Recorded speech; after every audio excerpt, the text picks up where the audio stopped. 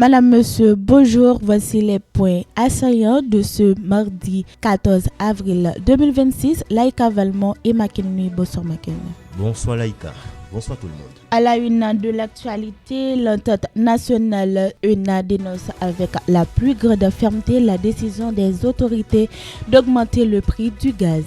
Elle qualifie cette mesure de cruelle, brutale et impopulaire, estimant qu'elle pénalise davantage une population déjà en grande souffrance. Autre actualité, 3 jours de deuil national. Le gouvernement haïtien a décrété 3 jours de deuil national les 14, 15 et 16 avril 2026 à la suite du drame survenu le samedi 11 avril à la citadelle Henri où plusieurs dizaines de personnes ont perdu la vie. L'annonce a été faite le dimanche 12 avril à l'issue de conseil des ministres extraordinaire tenu en visioconférence sous la direction du Premier ministre Alex Didier Fizemi. Haïti Santé rêve des médecins internes à l'hôpital universitaire de la Paix. Les médecins internes de l'université de la Fondation Aristide UNIFA ont entamé ce lundi 13 avril 2026 un mouvement de grève pacifique.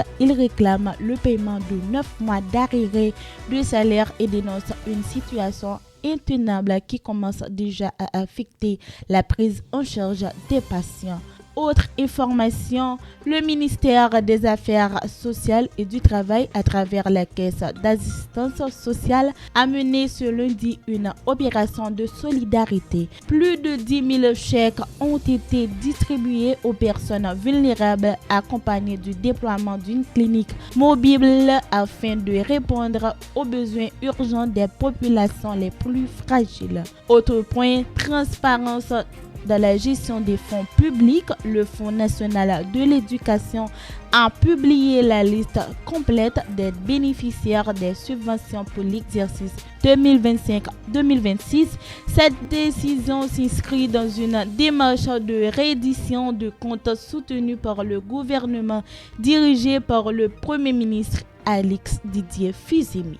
Actualité internationale. Dans l'actualité internationale, la République démocratique du Congo fait une entrée remarquée sur les marchés financiers internationaux. Le gouvernement congolais a réussi une levée de fonds de 1,25 milliard de dollars à travers une émission d'Eurobond. Lors d'une conférence de presse organisée le 13 avril à Kinshasa, le ministre des Finances Doudou Fwamba a présenté les principaux projets qui seront financés grâce à ces ressources. Les autorités veulent prioritairement soutenir le développement économique, améliorer les infrastructures et répondre aux besoins sociaux urgents du pays. Au Moyen-Orient, les initiatives diplomatiques s'intensifient malgré un climat toujours tendu. Des représentants libanais et israéliens doivent participer ce 14 avril à Washington à des discussions directement préliminaires de paix sous la médiation du chef de la diplomatie américaine Marco Rubio. Avant même l'ouverture des échanges, le chef du Hezbollah pro-iranien Naïm Kassem a dénoncé ces pourparlers appelant à leur annulation et les qualifiant de capitulation. Par ailleurs, une réunion internationale par visioconférence est prévue vendredi sous la coprésidence du président français Emmanuel Macron et du premier ministre britannique Keir Starmer, réunissant des pays non belligérants volontaires autour de la sécurité du détroit stratégique d'Ormuz. Toujours sous le dossier moyen-oriental, la tension reste vive après l'annonce par Washington d'un blocus maritime visant le trafic lié au port iranien. La Chine a appelé à la retenue et à l'apaisement tout en réaffirmant ses relations diplomatiques et économiques avec Téhéran.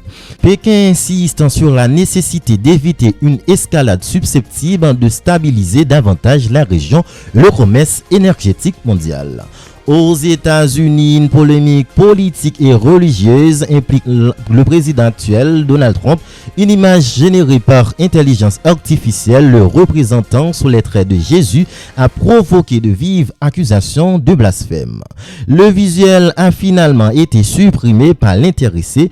Donald Trump refuse néanmoins de présenter des excuses au pape Léon IV qu'il avait critiqué publiquement, l'accusant de faiblesse face au crime et d'inefficacité en politique politique étrangère. Le Vatican, de son côté, a choisi de ne pas répondre à ces déclarations afin d'éviter toute escalade verbale.